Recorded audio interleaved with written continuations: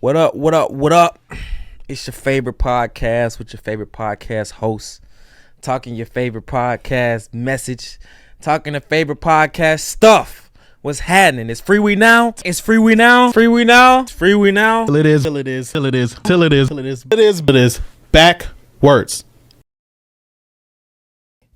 What up, what up? We back. It's Freewenow. Till it is backwards. Yes, sir, ski. Look, we back with a great pod today. Diving into Hebrews 12, right? And it's so interesting. The more we read, the more I learn. But I'm also like, nobody in the church talks about this. Yeah. Like some of the stuff we read, I'm like, what are y'all talking about on Sundays? You know what I'm saying? You about to lose your... Nah. All right, what you got for the people? Hey, man, I'm going to start off today with a little testimony today, right? Uh-oh, talk to them. You know, I'm driving up to LA this morning. Well. And one thing about me, I do a little rehearsal while I'm in the car, right? It gives me a moment to take pause and really think through the things that I'm going to say on the podcast. But today on my drive up, I was struggling to the point I was getting overwhelmed, confused. I was doubting myself, and it was throwing me off a little bit. So I shifted my focus. And I took a time to pause, and I happened to look out the window, and I seen the most beautiful sky that I've ever seen in my life. And then I looked to the left side of my window, and I see a rainbow. And I felt like God was speaking to me. He was telling me, calm down, just show up, and I'll do the rest.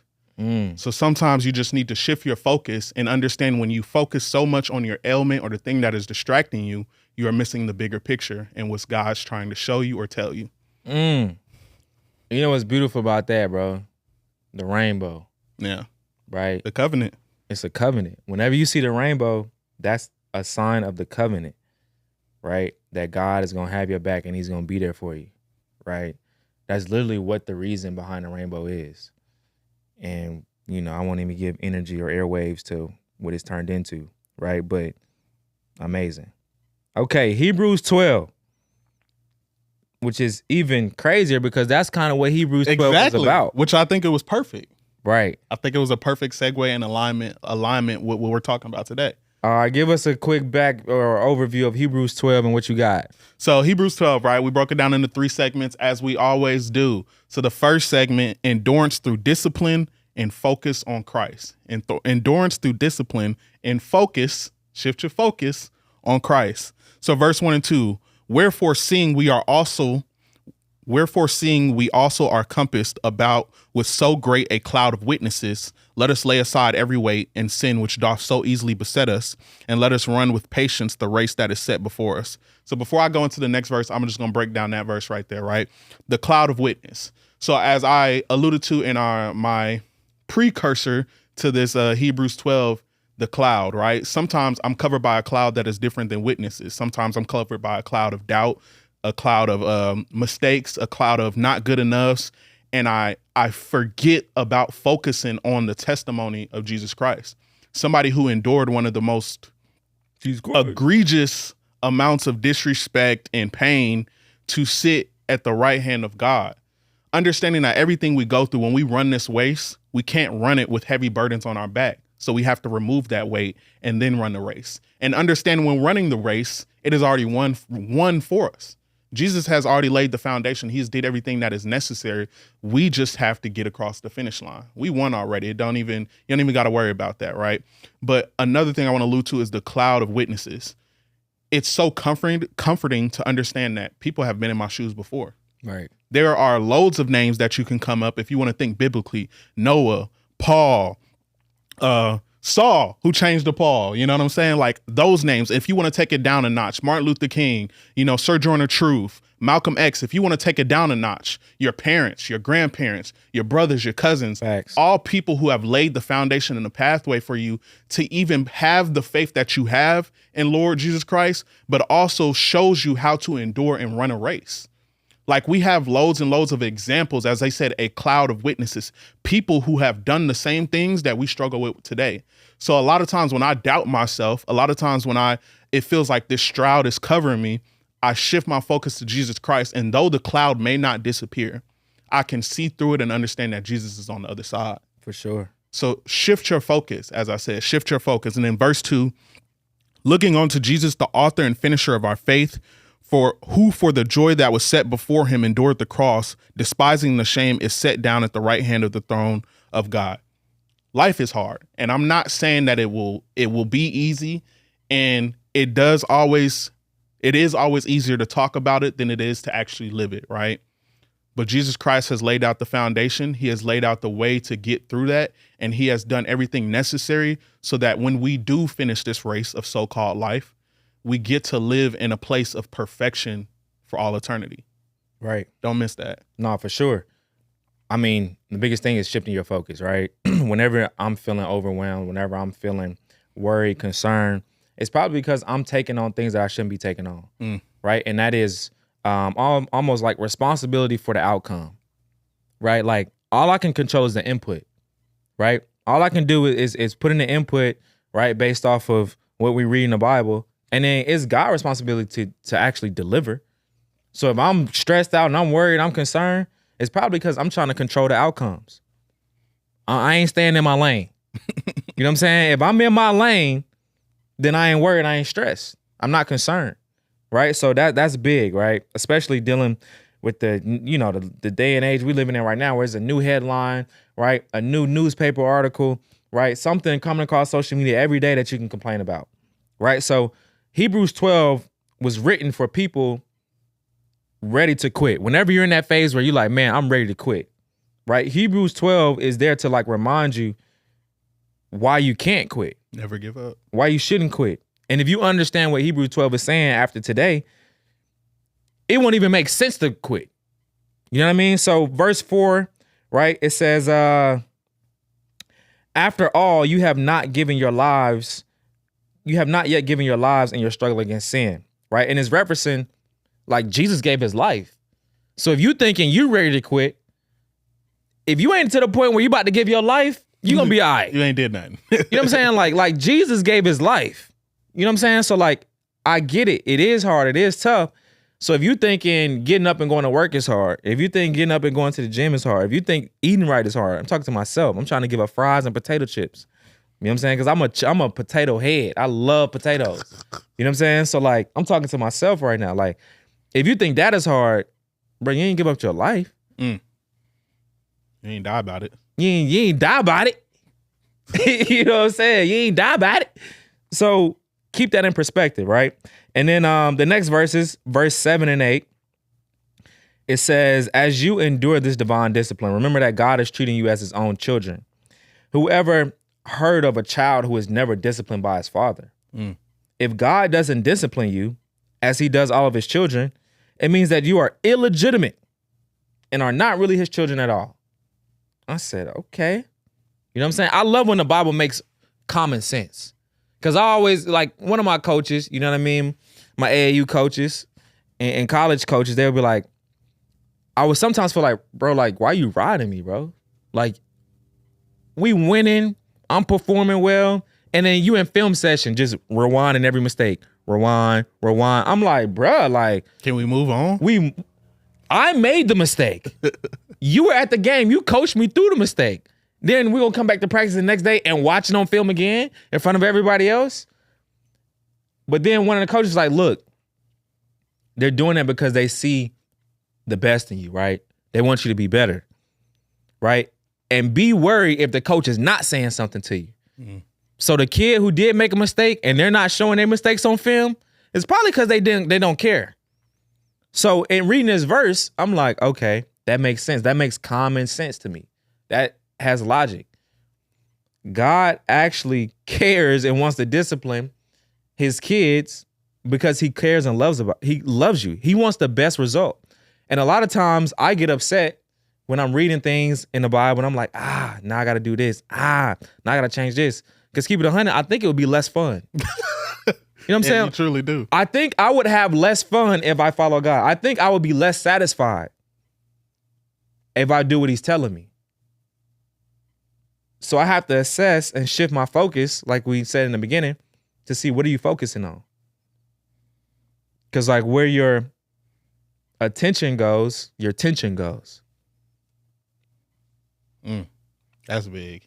I mean, you touched on a lot of amazing points, and not to belabor anything that you said, I'm going to just go to the next section. For sure. So, number 2, Pursue holiness and guard against spiritual drift. Pursue holiness and guard against spiritual drift. Verse 16, lest there be any fornicator or profane person as Esau, who for one morsel of meat sold his birthright. Esau always catching straight. For one morsel of meat, he sold his birthright. Esau be tripping. Verse 17, for ye know how that afterward, when he would have inherited the blessing, he was rejected, for he found no place or repentance, though he sought it carefully with tears.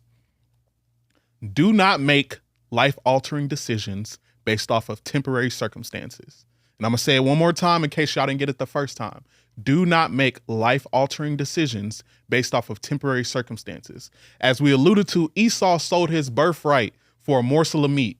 And if you need a little background on that, he was working in the field all day. He came in, his brother was cooking. He said, bro, I'm hungry. His brother said, you're going to sell me your birthright if you're going to get some of this food. And he was like, I'm that hungry. I'm going to sell my birthright. His twin brother. Twin brother. So, a little bit of deception and everything like that. But understand that is exactly how the devil works.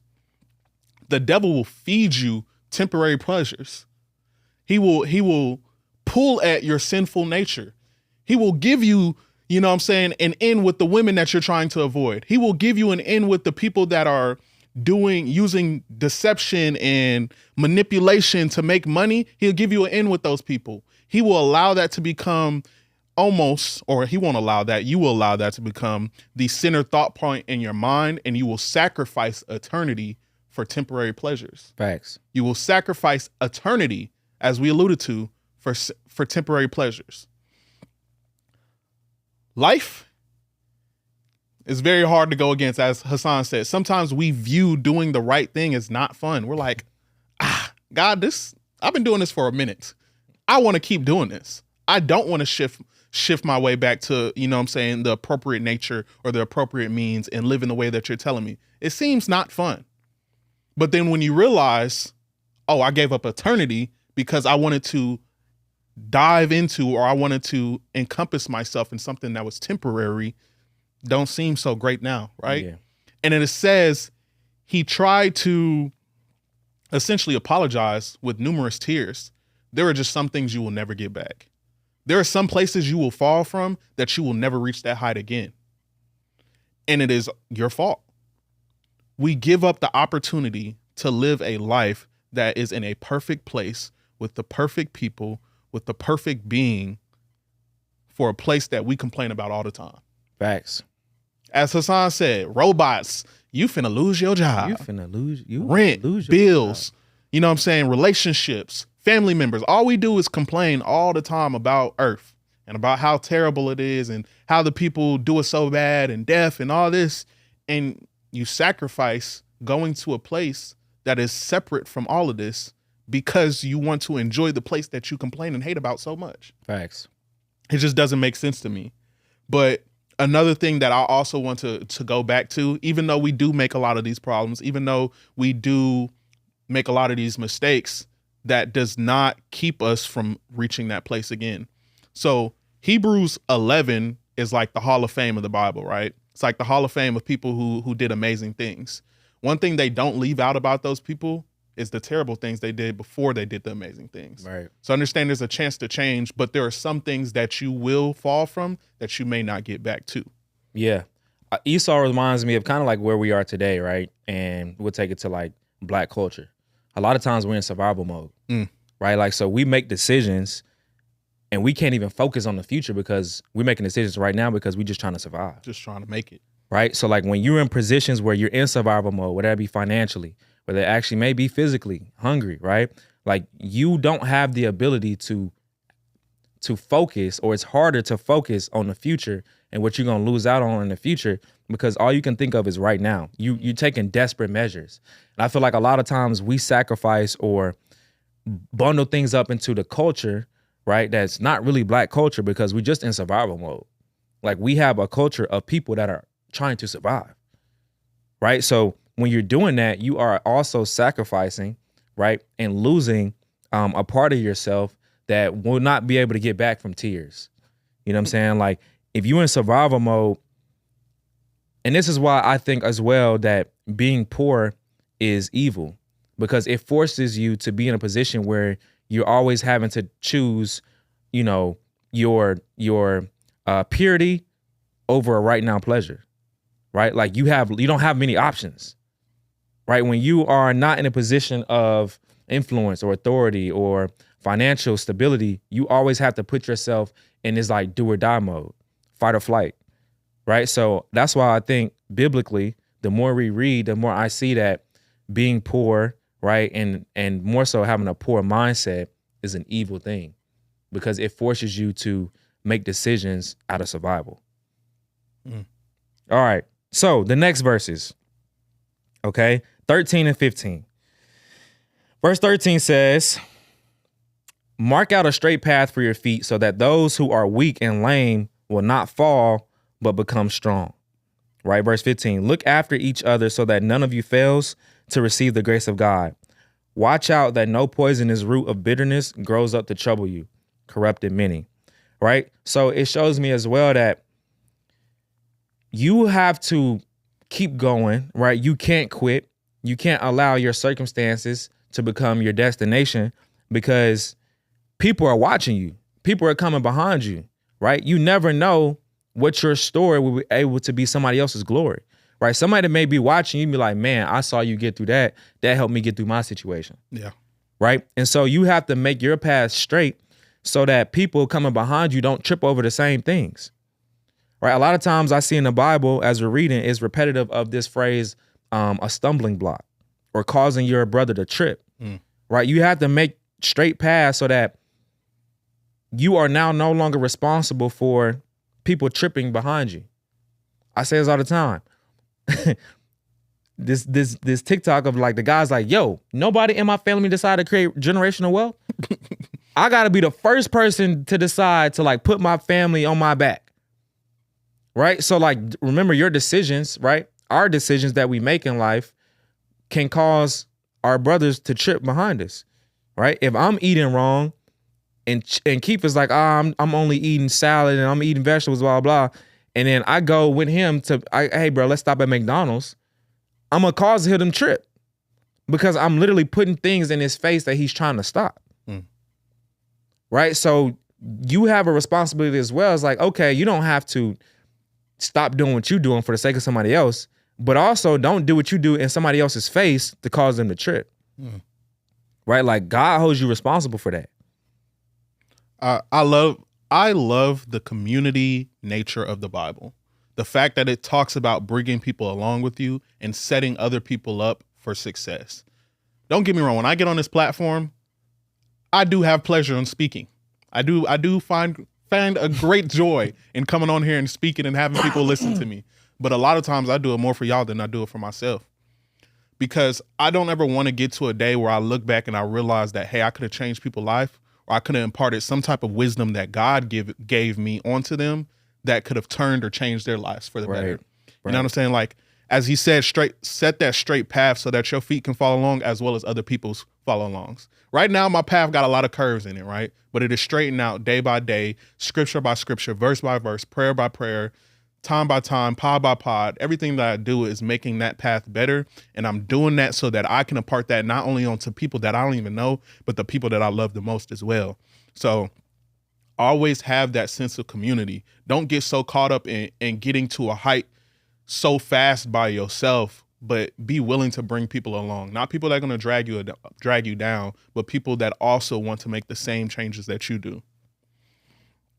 And then our last section of this is, our third one is reverence for God in the unshakable kingdom. Unshakable kingdom.